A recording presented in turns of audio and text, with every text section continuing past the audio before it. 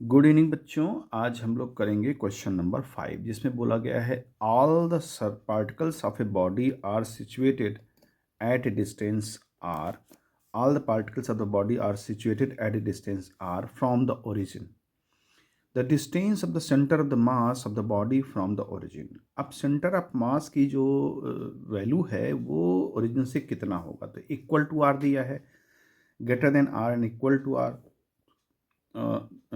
sorry, less than r, equal to r, and d is greater than r, and c is greater than and equal to r। तो यहाँ पर हम एक ये देख लें कि एक सर्कल की बात करते हैं। चूँकि सारे पार्टिकल r डिस्टेंस पर हैं तो सर्कल को ही हम इसको बेस मान के चलते हैं कि मान लीजिए सारे पार्टिकल्स जो है r डिस्टेंस पर है और ये r डिस्टेंस यहाँ से सब जगह है। इसका ये ओरिजिन मान लें।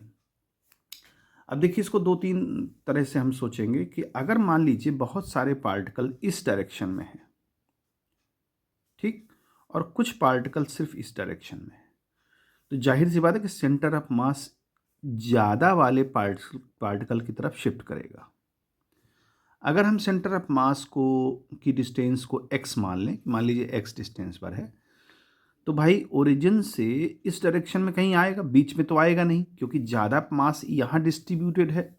तो राइट डायरेक्शन में जब डिस्ट्रीब्यूटेड है तो राइट डायरेक्शन में ही हमारी जो है सेंटर ऑफ मास आएगी। तो वो डिस्टेंस क्या होगी, वो r से कम होगी, क्योंकि r तो ये डिस्टेंस होगी, तो वो डिस्टेंस क्या होगी, r से कम होगी। एक चीज़। दूसरी चीज़, अगर हम सारे पार्टिकल्स को किसी एक जगह कॉन्सेंट्रेट कर लें, हम कहते हैं कि सारे पार्टिकल एक ही पॉइंट पर हैं, यानी कि एक ही पॉइंट पर, इस पॉइंट पर सारे पार्टिकल्स यहाँ डिस्ट्रीब्यूटेड हैं, मतलब एक्युमुलेट हैं, तो जो सेंटर ऑफ मास होगी वो पॉइंट उसी पॉइंट पर होगी जहाँ पर सारा मास इकट्ठा है, वही सेंटर ऑफ मास हो जाएगा। तो वहाँ से अगर हम देखें ओरिजिन से, तो उसकी डिस्टेंस क्या होगी, r, यानी कि उस वक्त जो x की वैल्यू होगी, सेंटर ऑफ मास की जो ओरिजिन से वैल्यू होगी, वो r के इक्वल होगी। तो हम ये कह सकते हैं कि x की जो वैल्यू है, यानी कि distance of centre of mass from origin है, वो या तो लेस होगा r से और या इक्वल टू r होगा। तो इसमें जो आंसर आपका दिया है बी,